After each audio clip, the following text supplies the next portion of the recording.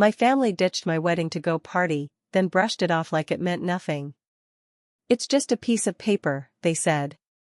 I didn't argue, I just nodded, walked away from their mess, and cut off every dollar I'd ever sent them. The next morning, when their little world started falling apart, I found myself thinking about the wedding day I'd always dreamed of. It was never about being fancy or extravagant. I'd pictured something simple, just a quiet backyard ceremony with wildflowers and the people who truly mattered. At 32, engaged to Logan, I finally made that dream real. It was a small, intimate gathering, 20 people, a veil I hand-stitched during sleepless nights, every thread carrying a promise. I asked my family for a few basic things, nothing major. Mom, my brother Dylan, and my sister Alyssa. Just folding chairs, a playlist, and a homemade cake. They smiled and said, "Don't worry, we've got it." And I believed them. But the day before the wedding, I called to double-check. Mom laughed, that light little chuckle of hers, and said, "Oh sweetie, we didn't think it was that serious." Dylan chimed in with his usual dismissive tone, "Yeah, chill. It's not like this is some big fairy tale." My stomach dropped. I stood there in my kitchen, clutching my phone, staring at the bouquet of wildflowers I'd picked myself earlier that morning. They hadn't lifted a finger. No chairs, no music, no cake. Then I opened Instagram, and there they were. All smiles at my cousin Janet's bachelorette party. Glitter, limos, champagne flutes raised high. The caption? "Family first." I hadn't been invited. I hadn't even crossed their minds. The pain lodged in my chest, but I forced a smile, turned to Logan, and said we'd figure something out. And we did. 10 of our friends showed up with whatever chairs they could dig out of their garages, and I walked toward Logan under sagging strings of dollar store lights swaying in the breeze. I said I do with a lump in my throat and his hand steadying mine. Even without them, it was still beautiful. But that night, back in our small apartment, something inside me cracked. I sat down on the edge of the bed, still in my wedding dress, and just let the tears come. Not happy tears, these came from the deep, brutal hurt of realizing my own family didn't care enough to show up. They'd tossed my wedding aside like it was trash, and that emptiness hit harder than I could have imagined. I couldn't pretend it didn't matter. It did. It mattered a lot. When I woke up the next morning, the weight of it hadn't gone anywhere. It sat heavy in my chest, the kind of sorrow that clings to your bones. Logan was still asleep, breathing slow and soft beside me, and for a second, I wished I could pretend none of it had happened. But then my phone buzzed on the nightstand, yanking me out of that thought. I didn't want to check it. I already knew who it'd be. Still, I reached for it, fingers trembling, and opened our family group chat. I typed fast, before my nerves could catch up. "You skipped my wedding for Janet's party. I needed you there, and you weren't." My heart raced as I hit send, hoping maybe someone would care enough to make it right. Mom replied first. "Don't overreact, honey. It's just a formality. Not a big production." Then came Alyssa, "Geez, we didn't think you'd make such a big deal out of it." Dylan? Nothing. Just silence. That little typing bubble blinked once, then vanished. I stared at their words, my chest tightening until something just snapped. This wasn't about one missed day. This was about years of me pouring myself out for them while they took it all like it was owed. I remember Dylan calling late at night, desperate for help with rent when his DJ gigs dried up.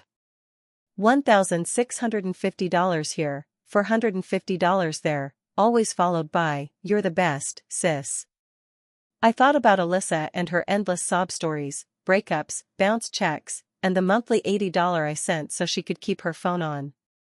And Mom, she never asked directly, but her subtle hints about not affording her medication were enough. I sent money without question. Even $1.50 when that's all she needed. I worked doubles at the diner, skipped every vacation, told myself this was what family was supposed to do. And yet when it came to my wedding, my one moment, they dismissed it like it didn't mean a damn thing. "Just a piece of paper," they said. The pain turned into a rage I couldn't hold back anymore. I typed one final message, "Thanks for showing me where I stand." My thumb hovered for a second. Then I hit send. Before they had a chance to reply, I tapped the three little dots next to the chat name and left the group. The silence that followed felt like my first real breath in years. But I wasn't finished. I opened my bank app, the screen's glow cold and steady. Dylan's Netflix profile, linked to my card for 2 years, gone. Alyssa's new Venmo request, $50, complete with a gas pump emoji, declined. Mom's autopay for her utilities, the one I set up when she almost lost power last winter, cancelled. Each click felt like slicing through a rope they'd used to keep me tethered. And surprisingly, I didn't feel guilt. Not even a flicker. What I felt was a kind of quiet relief, like I'd finally stopped suffocating. I set the phone down and leaned back against the headboard, my hands steady for the first time in a long while. The room was still, just the low hum of the fridge in the background, and I realized something. I'd been waiting for this moment for years. Waiting for a reason to stop being everything to everyone. Logan stirred beside me, blinked through his sleepy eyes, and mumbled, "You okay?" I looked at him, his messy hair, the softness in his eyes, and felt the smallest flicker of warmth spark in my chest. "I will be," I said, and I meant it. He sat up and rested a hand on my knee through the blanket. "You don't owe them anything," he said. "Not a damn thing." His words hit harder than they should have, probably because deep down, I'd never let myself believe them. I used to think love meant giving until you had nothing left. That being family meant carrying their weight, no matter how much it crushed you. But right then, with Logan grounding me, I finally saw it for what it was. They had taken everything, my trust, my time, my money, even my wedding, and all they gave me back were scraps. I nodded, slow and sure, and Logan pulled me into his chest. This time, I didn't cry. I just let myself lean into that quiet moment, finally feeling the first crack in the wall I'd built, one meant to keep them close, yet somehow keep me locked out. It wasn't peace, not yet, but it felt like the start of something. Raw. Uneven. Real. The next morning didn't hit loud, it came in like a freight train made of buzzing notifications before I'd even poured my first cup of coffee. I sat on our worn-out couch, cushions sunken from years of use, while Logan showered. My phone lit up like a Christmas tree with one frantic message after another. Dylan was the first. "Yo, Netflix isn't working. What's going on with your card?" Then Alyssa chimed in, "I'm out of gas. Can't get to work. Send $40, like now." And then Mom, sharp and cold, lights flickered all night. "Heat's acting up. Why'd you cancel the payments?" I didn't type a single word back. I just sat there and watched the texts pile up, each one a little more panicked than the last. There was a strange satisfaction in it, this calm thrill from flipping a switch they never imagined I'd touch. Logan walked out, towel slung around his neck, hair dripping. He caught a glimpse of my screen and raised an eyebrow. "They're freaking out, huh?" he said, with a lopsided smile tugging at his mouth. I just nodded and flipped the phone face down on the coffee table. "Let 'em," I said. And I meant every word of it. For the first time, I wasn't racing to clean up their mess. Then another ping, an Instagram alert this time. Not a text. I should have ignored it. Really. But curiosity got the best of me. It was Dylan's story. A selfie with Janet under club lights, both of them grinning like they owned the world. The caption? "Real family shows up when it matters." And the timestamp? 8:47 p.m., the exact moment I was standing under string lights saying my vows, my voice cracking but steady. He'd posted it on purpose. I knew it. After I'd left the chat, like a final jab. My throat clenched as I scrolled through the comments. Cousins dropping fire emojis, hearts, and "Yes Queen" like confetti. Not one person asked where I was. Not a single mention of me. It was like I'd been erased. Not just from the night, but from their whole story. Just a forgotten side note they could laugh at. I tossed the phone onto the couch and clenched my fists. Logan sat down next to me, shoulder still damp from the shower brushing mine. "What now?" he asked, voice low. I turned the phone so he could see. He read the post, and his jaw locked up. "That's low," he muttered. "Even for him." I leaned back and stared at the ceiling, letting the anger settle. I could have texted them back, lit into them. But what for? They'd just flip it. Say I was too sensitive, that I was making a big deal out of nothing, like always. So instead, I pictured it. Dylan scrambling when his Hulu glitched out during a binge. Alyssa stuck at a gas station with an empty tank. Mom, fumbling for a flashlight when the power dipped again. They'd built their lives on my back. My overtime. My, "Sure, I'll cover it." And now that support beam was gone. I'd spent years stitching together their safety nets while they danced across tightropes, never once looking down to see who was holding the line. And what did I get for it? A wedding they couldn't bother to show up for. A brother who'd rather look cool for Janet than show up for me. That Instagram post? It wasn't just a slap, it was a dagger. And he twisted it, smiling. Logan's hand found mine, rough from work but warm and grounding. "They're not worth this," he said gently, thumb moving in slow circles over my knuckles. "You've done enough." I looked at him, those steady hazel eyes, and something inside me cracked again. But this time, it wasn't sadness. It was clarity. He was right. I'd given them every piece of me. Poured myself out, thinking that was what love meant. But real love doesn't make you invisible. It doesn't post selfies while you're promising forever in sagging lights with tears in your eyes. I gripped his hand tighter than I meant to. "I'm done carrying them," I said, voice firmer than it had been in days. He nodded and pulled me close, and we just sat there in the quiet, the phone finally still, their chaos unanswered. Outside, life moved on. A dog barked somewhere down the street. A car rolled by with a squeaky brake. But in that room, it was just us. And I felt lighter than I had in years. They could spiral. Panic. Lash out. But I wasn't their lifeline anymore. That Instagram post only proved what I already knew: I'd made the right call. At first, cutting them off didn't feel real. Like I was waiting for the guilt to slam into me like a wave. It didn't come. That afternoon, I sat out on our tiny balcony with a chipped mug of tea and just thought. I needed to understand how I'd let it get this far. How I'd let them drain me until even my wedding felt disposable. It all traced back to when I was 17, the year Dad walked out and didn't look back. Mom fell apart. Crying over cold coffee while the bills piled up. So I got a job at the corner store. After school, I rang up cigarettes and gum just to hand over my paycheck. I'd tell her, "It's okay, I don't need much." She'd hug me and whisper that I was her rock. Dylan was 15 then, sneaking out to DJ high school parties. Alyssa was 19 and chasing some guy who'd crash her car and leave her crying on the side of the road. I was the glue. The one who held it all together when everything else was falling apart. By 21, I'd scraped enough together for an old Toyota. Meanwhile, Dylan was still spinning at house parties, Alyssa jumping between jobs and bad relationships. The requests started small.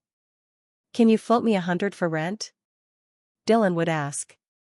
"I'm short on groceries, just this once," Mom would say. And I'd always say yes. Because I could. Because we were family. But just this once turned into every time. I picked up extra shifts. Skipped dinners out. Ignored how heavy it was getting. Dylan's 100 turned into 1,000, because he was so close to making it big. Alyssa's food money became 300 for court fines after she wrecked her car drunk and uninsured. Mom's needs grew too, her meds, her lights, always followed by, just till I get back on my feet. I stopped counting somewhere after $25,500. But I never forgot a single late-night transfer. They praised me at first. "You're the strong one. The dependable one. But eventually, even that praise turned into expectation. And then I met Logan. I was 29, and for the first time in my life, someone saw me for more than what I could give. We made a life in that tiny apartment. It wasn't much, but it was ours. When he proposed, something inside me shifted. I finally allowed myself to want something, a moment that was mine. A wedding. A real one. I brought it up over dinner one evening, my voice trembling with this shaky kind of hope. Mom gave a weak smile and said, "That's sweet, but you'll figure it out, right?" Dylan just grinned, tossed out a lazy sounds chill, like it was nothing. Alyssa didn't even glance up from her phone. Looking back, I should have caught it right then, their nods didn't mean anything. The interest they pretended to have? All fake. Still, I pushed forward, planning everything by myself, begging for bits of help they never planned to offer. Janet's wedding, though? Totally different story. Her third engagement was a full-blown production, decked out with tools, flowers, catering, everyone RSVP'd without blinking. I'd even sent Mom $250 on Venmo for gas, not realizing it was the same weekend I needed them the most. My day? It was too quiet, too plain, not flashy enough for them to care. It didn't fit the mold of what mattered. And when I look back now, I see the pattern. I'd been their safety net for so long, they forgot I could break too. Dylan? Never showed. He was crashing on random couches, blowing up my phone for my Hulu login. Alyssa kept spiraling, DUIs, getting kicked out of places, and I kept cleaning up the mess, thinking maybe it meant I was being a good sister. Mom leaned on me like I was her do-over, not her daughter. They drained me dry, my money, my energy, my trust, and gave nothing back but burden. Then Logan came along. He'd cook dinner after my late shifts, ask me about my sketches, remind me I was more than just a lifeline for their chaos. The wedding, my wedding, was supposed to be my boundary. My first real request. And they couldn't even fake like they cared. Janet's big day had limos and applause. Mine? Just got some shrugs and a half-hearted Instagram post. I remember sipping my tea that night, the steam curling in the chilly air, and it hit me, I hadn't been blind to who they were. I'd been blind to my own value. I thought loving them meant bleeding myself dry, thought being family meant dragging their failures on my back like some badge. But that's not love. It never was. And standing out there, with the city humming below me and Logan laughing from inside, I realized I wasn't going back to that lie. For days after I cut ties, they started showing up like a bad weather front. I was in the kitchen chopping onions when the doorbell rang, hard, impatient. Logan looked over from the couch, eyebrow raised. I already knew who it was. I wiped my hands, took a breath, and opened the door. Mom stormed in first, face tight with that passive-aggressive teacher glare she'd mastered. "This little tantrum of yours has gone far enough," she snapped, arms folded. Dylan trailed behind her, hoodie up, and flopped into my armchair like he paid rent. Alyssa came in last, tossed her bag on the counter like it was her place, and sneered. "You're seriously mad over some dumb party?" Her voice was thick with judgment. I stood there, still holding the knife from the cutting board, the air getting heavy around us. They weren't there to say sorry, they were there to demand I fix everything again. Like always. I set the knife down carefully, slowly, and turned to face them.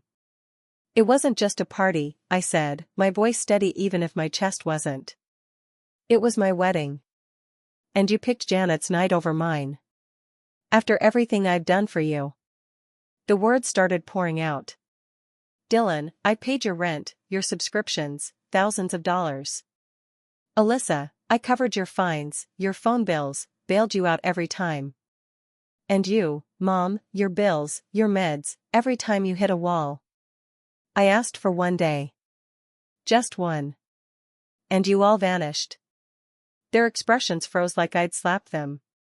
But I wasn't finished. This wasn't forgetfulness.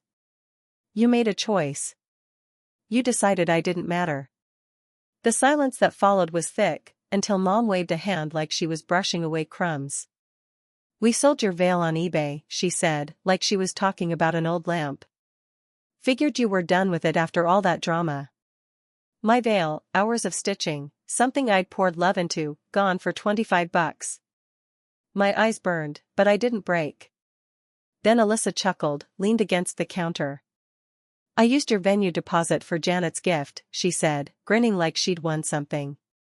"You weren't using it, so I got her that spa package. Worth every penny." I felt my breath catch. That money? That was my savings. That was trust. And she treated it like spare change lying around. I gripped the edge of the counter, rage climbing fast.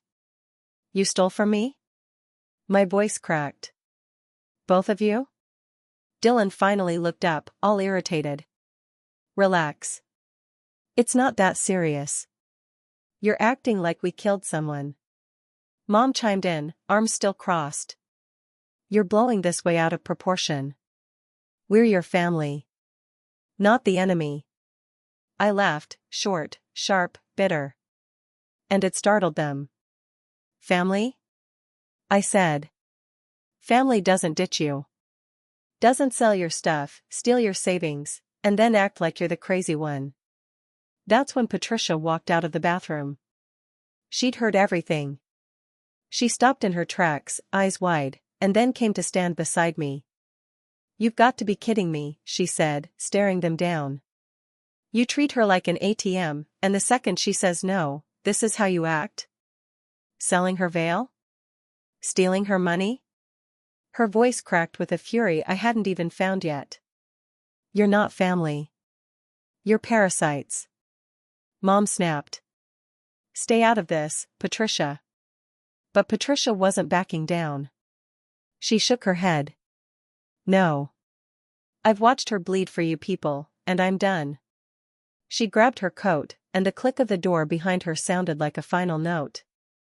I turned back to them, colder now, more grounded. "I'm done being your bank. Done being your fix. Get out." At first, they just stood there. Dylan scoffed. "You'll regret this." Alyssa rolled her eyes, grabbed her bag. "So dramatic. Good luck without us." Mom hesitated at the door, like she had one last argument ready to spill out, but then her mouth just shut. "You'll come crawling back," she muttered as she followed Dylan and Alyssa out. The door slammed behind them, and everything went quiet. Logan crossed the room in 3 quick strides and rested his hands gently on my shoulders. "You all right?" he asked, eyes scanning my face. I gave a slow nod. Their words, their actions, it was all starting to settle in, like dust after a collapse. The veil. The stolen deposit. That twisted sense of entitlement. It wasn't just thoughtless, it was intentional, it was cruel, and it was theft. But with Logan beside me, his warmth grounding me, something inside felt different. Solid. I'd faced them. I'd named the pain, and I told them to leave. It still stung, deep, sharp, but beneath it was something new. Something fierce. That stubborn spark that said, "No more." After they walked out, days turned into weeks. And slowly, the world they leaned on me to hold up? It started collapsing. Dylan's power got shut off. A mutual friend mentioned he was bouncing between couches again, swearing up and down that this was all my fault. Alyssa's car got hauled off when she missed her lease payments. She left a voicemail, high-pitched and angry. "I'm stuck. This is on you." Mom's phone stopped working. The endless texts were replaced by one short email. "No heat. Bills everywhere. How could you abandon us?" I didn't answer. I sat curled up on the couch while their messages echoed into nothing.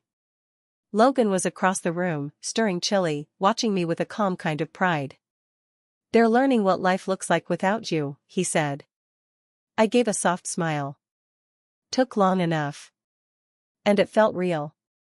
I wasn't their cushion anymore. I'd handed their chaos back to them, and they didn't know how to handle it. But it wasn't total silence either. About a week later, Alyssa called again. This time, her voice cracked around the edges. "I'm sorry," she said. "I messed up. I shouldn't have touched that money." I hovered my thumb over delete but let her speak. "I'm in a bad place, and I get it now. I lean too much." She choked up. I listened. I didn't call her back. Dylan? He took a different route, tweeted some angsty rant about fake family and how loyalty's dead. Got 3 likes. One of them was Alyssa. Then Mom sent a letter. Handwritten. A little shaky. "We're struggling, but we're still your family. Please think about that." I folded it after the first line and slid it into a drawer. Unread. They wanted me to feel guilty. Wanted me to fold. But not this time. I'd spent years drowning in their emotional debt. This time I stayed dry. This time I stayed standing. Then the light came. Patricia started texting every day. Funny memes at first. Then a message, "You deserve a real celebration." She and Logan's brother Russell put together a late reception. Just 12 people, some folding tables in Russell's backyard, and strings of fairy lights that looked like stars. I wore jeans. Logan had on a flannel. We danced to a playlist Patricia made, laughing when the Bluetooth speaker sputtered. Nobody asked for handouts. No one expected anything. They just came, carrying potluck dishes, hugs, and joy. A few days later, a package landed on our doorstep. No return address. Inside was a soft, blue quilt stitched with little stars. I knew it was from Sierra, Dylan's ex. She'd always been kind, even when he wasn't. I draped it over the couch, let my fingers trail across the fabric, and felt my throat tighten. Not from sadness, but from this quiet, unexpected proof. I wasn't as alone as they made me feel. Then out of nowhere, Janet sent a text. "Sorry. They're awful. I should have said it sooner." I replied, "Thanks." That was it. A small bridge. One I didn't feel the need to walk across yet. Their chaos kept spinning. Dylan ended up pawning off his DJ gear. Alyssa lost her job, fired for skipping too many shifts. Mom's landlord started sending warnings. But me? I didn't budge. One night, I wandered around our apartment, the scent of soap and warm air drifting in as Logan hummed while he washed dishes. No late-night drama. No pleading voicemails. Just us. Just life. I stopped by the window, stared out at the flickering streetlights, and realized something: I wasn't waiting anymore. Not for apologies. Not for them to change. I heard Patricia's laugh from the reception echo in my memory. Felt Sierra's quilt beneath my fingers. Logan's voice brought me back to the moment. What we'd built, it was simple, a little messy, but real. And they couldn't take that from me. The veil was gone. So was the deposit. But the things they stole didn't define me anymore. I turned toward Logan, who had his sleeves rolled up at the sink. I bumped my hip against his. "You know you're humming off key, right?" He grinned and flicked some suds at me. I laughed, loud, free. First time in weeks. And I knew then, I didn't just make it through their storm. I came out stronger. 8 weeks have passed since I shut that door on them. I'm not just surviving now, I'm living in a way I didn't know was possible. The place is calm. No buzzing phone pulling me back into their chaos.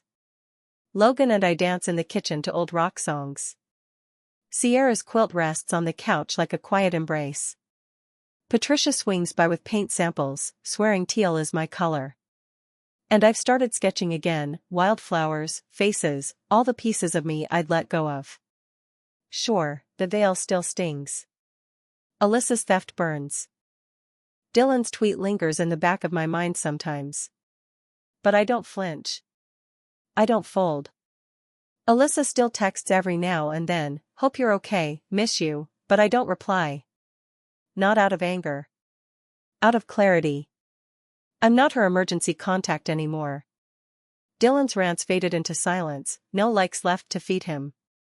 Mom stopped reaching out altogether. Her absence was loud, but final. And I don't miss the weight they once strapped to my back. Someday, if I have kids, I'll tell them the truth: love isn't a bill to pay. Family isn't a chain to drag behind you. The one I have now?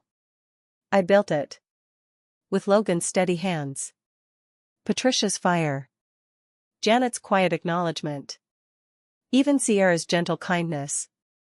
I'm not the bank. I'm not the fixer. I'm not the sister no one saw. I'm me, whole, finally. Last night, I stood in our bedroom, soft lamplight casting a golden glow, and felt something I hadn't in years. Not protection from backup plans or safety nets. But peace. Because I know I've got my own back now. They called me selfish. Dramatic. Cold. And for a long time I believed them. Carried those labels like armor. But those weren't truths. They were chains. I'm not the villain for choosing peace. For building something better. For walking away from the fire and not looking back. They're still out there, spinning their mess. But it's not my mess anymore. I wake up lighter now. No guilt whispering I've let them down.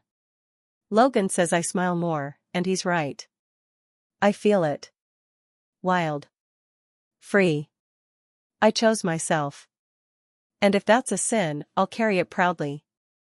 Because this is mine. My story. My spine. My heart. My life.